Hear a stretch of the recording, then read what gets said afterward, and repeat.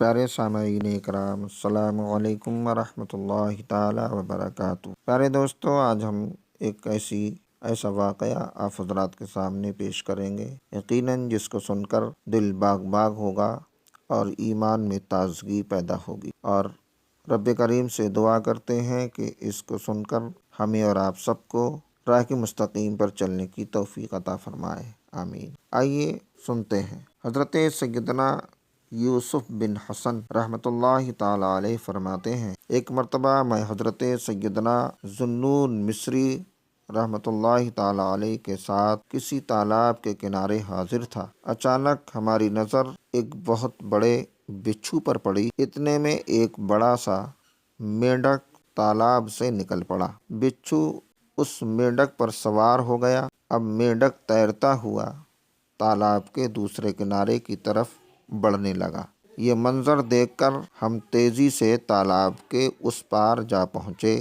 کنارے پر پہنچ کر مینڈک نے بچھو کو اتار دیا۔ بچھو تیزی سے ایک سمت چل دیا۔ ہم بھی اس کے تعاقب میں یعنی پیچھے پیچھے روانہ ہوئے۔ کچھ دور جا کر ہم نے ایک لرزہ خیز منظر دیکھا کہ ایک نوجوان نشے کی حالت میں بے ہوش پڑا ہے۔ اچانک ایک خوفناک سانپ کہیں سے آ نکلا، ایک خوفناک سانپ کہیں سے آ نکلا اور اس نوجوان کے سینے پر چڑھ گیا، اور اس نے جو ہی اسے ڈسنا چاہا، بچھو نے اس پر حملہ کر دیا اور ایسا زہریلا ڈنک مارا کہ خوفناک سانپ زہر کے اثر سے تلملاتا ہوا بے چین ہو کر نوجوان کے جسم سے دور ہٹ گیا اور تڑپ تڑپ کر مر گیا۔ بچھو تالاب کے کنارے آ کر اسی مینڈک پر سوار ہو کر دوسرے کنارے کی طرف روانہ ہو گیا۔ وہ نوجوان ابھی تک نشے میں بے ہوش پڑا تھا۔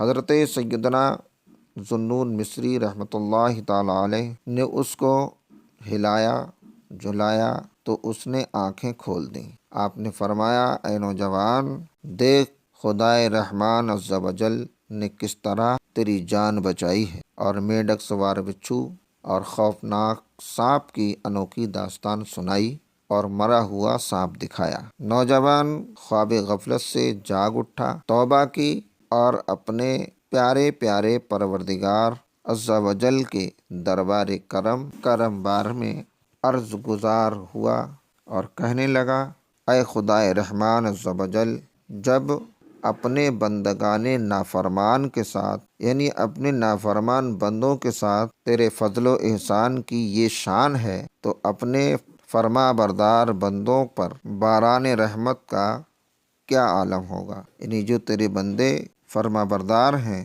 تو ان پر تیرے رحم و کرم کا عالم کیا ہوگا۔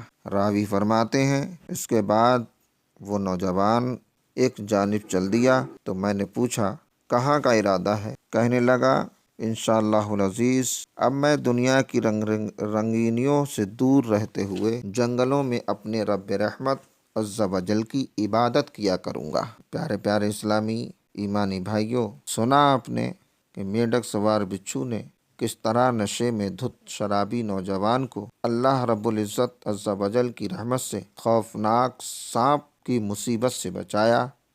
یقیناً رب رحمت عز و جل کی حکمت کو سمجھنے سے قاصر ہیں۔ اس کے ہر کام میں حکمت ضرور ہوتی ہے۔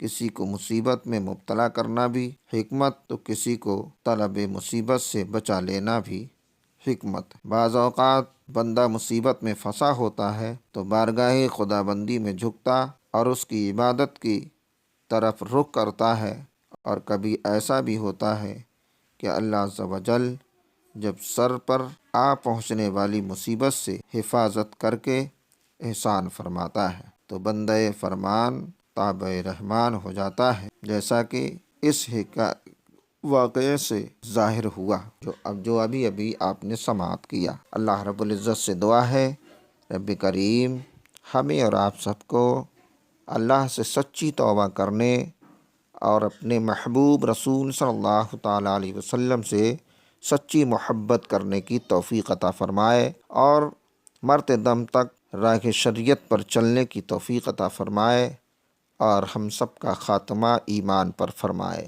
آمین یا رب العالمین۔ السلام علیکم ورحمۃ اللہ تعالی وبرکاتہ۔